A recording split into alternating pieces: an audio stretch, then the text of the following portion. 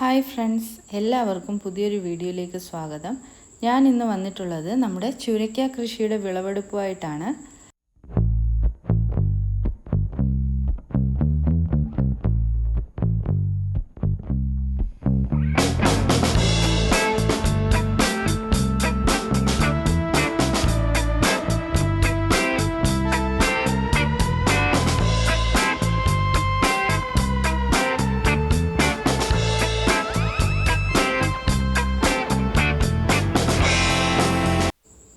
വേനൽക്കാലത്ത് കൃഷി ചെയ്യാൻ പറ്റിയ നല്ലൊരു പച്ചക്കറിയാണ് ചുരയ്ക്ക. വലിയ രീതിക്കുള്ള കെയറിങ്ങിൻ്റെ ഒന്നും ആവശ്യമില്ല. കീടശല്യങ്ങളും വേനൽക്കാലം ആയതുകൊണ്ട് തന്നെ കുറവായിരിക്കും. നമ്മളൊരു പരീക്ഷണാടിസ്ഥാനത്തിൽ കൃഷി ചെയ്തതാണ്. വെറും ഒരു മൂട് ചുരയ്ക്കയിൽ നിന്നാണ് ഇത്രയും വിളവ്. അതുപോലെ നമ്മുടെ പയർ ഇടില്ലേ, ചുരയ്ക്കയുടെ ഇടയ്ക്ക് പയറും ഉണ്ട്. വിളവെടുക്കാറായിട്ടില്ല പയർ.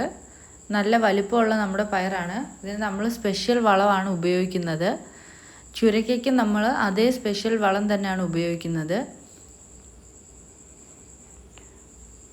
ഒരു മൂട്ടിൽ നിന്നാണ് നമുക്ക് ഇത്രയും ചുരയ്ക്ക കിട്ടുന്നത്.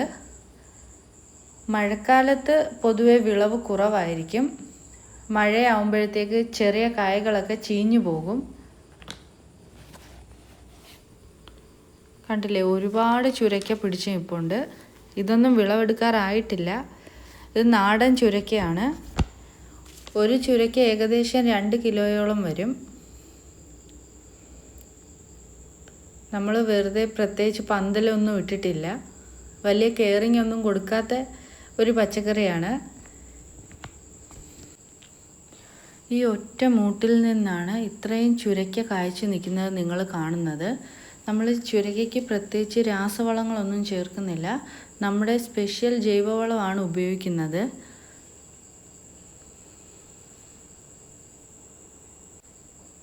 ഞാനിവിടെ ചുരയ്ക്ക കൃഷിക്ക് ഉപയോഗിക്കുന്ന വളം ഏതാണെന്ന് നിങ്ങൾക്ക് അറിയണമെങ്കിൽ കമൻറ്റ് ചെയ്യുക. ഈ വളത്തിനെ കുറിച്ചുള്ള ഒരു സ്പെഷ്യൽ വീഡിയോ ഞാൻ ചെയ്യുന്നതായിരിക്കും.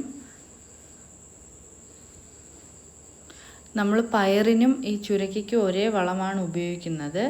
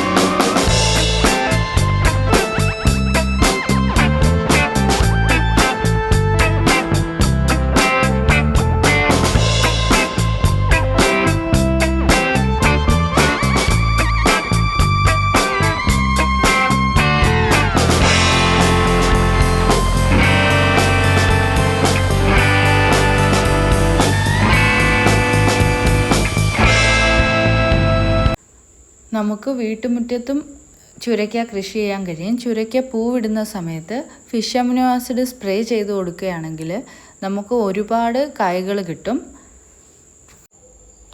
നമുക്ക് വീട്ടുമുറ്റത്ത് നല്ല രീതിയിൽ കൃഷി ചെയ്ത് വിളവെടുക്കാൻ പറ്റിയ ഒരു പച്ചക്കറിയാണ് ചുരയ്ക്ക. കൃഷിയെ ഇഷ്ടപ്പെടുന്ന എല്ലാവരും ഈ വേനൽക്കാലത്ത് ചുരയ്ക്ക കൃഷി ചെയ്യുക. നമ്മുടെ ഇന്നത്തെ വിളവെടുപ്പ് ഏകദേശം കഴിഞ്ഞു. നമുക്ക് കുറച്ച് പയറും വിളവെടുക്കാനുണ്ടായിരുന്നു. കൃഷിയെ ഇഷ്ടപ്പെടുന്ന എല്ലാവരും ഈ ചാനൽ, ഇന്നത്തെ ഈ വീഡിയോ ഇഷ്ടമായാൽ ലൈക്ക് ചെയ്യുക, ഷെയർ ചെയ്യുക, സബ്സ്ക്രൈബ് ചെയ്യുക, സപ്പോർട്ട് ചെയ്യുക. അടുത്തൊരു വീഡിയോയിൽ കാണും വരേക്കും ബൈ.